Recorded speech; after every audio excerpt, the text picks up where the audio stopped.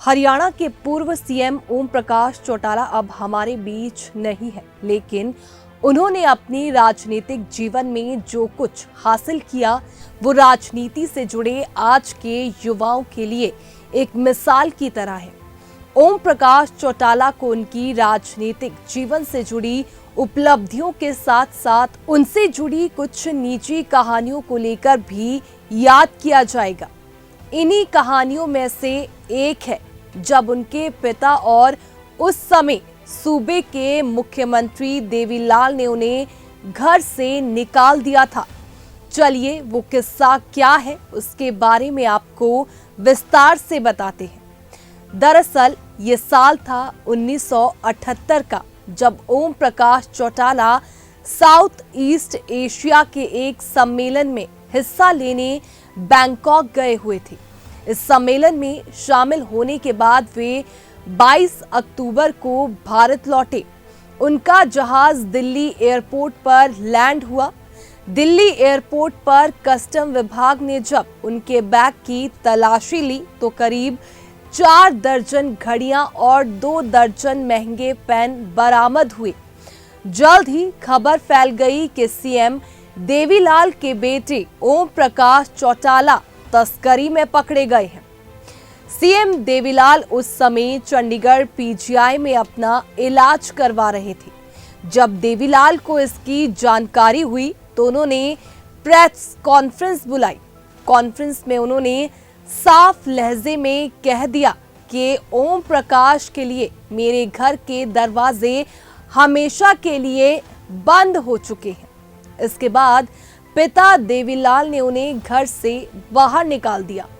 हालांकि हर कहानी के 2 पहलू होते हैं। इस कहानी में भी कुछ ऐसा ही हुआ। हरियाणा के पूर्व वित्त मंत्री रहे संपत सिंह ने इस प्रकरण के बाद कहा था कि चौटाला घड़ियों की स्मगलिंग नहीं कर रहे थे। सीएम का बेटा होने के नाते विदेश दौरे पर उन्हें गिफ्ट में घड़ियां मिली थी। जांच हुई तो ओम प्रकाश चौटाला निर्दोष पाए गए। इसके बाद देवीलाल ने भी बेटे को माफ कर दिया। हरियाणा के पूर्व सीएम ओम प्रकाश चौटाला अब हमारे बीच नहीं है, लेकिन उन्होंने अपनी राजनीतिक जीवन में जो कुछ हासिल किया वो राजनीति से जुड़े आज के युवाओं के लिए एक मिसाल की तरह है।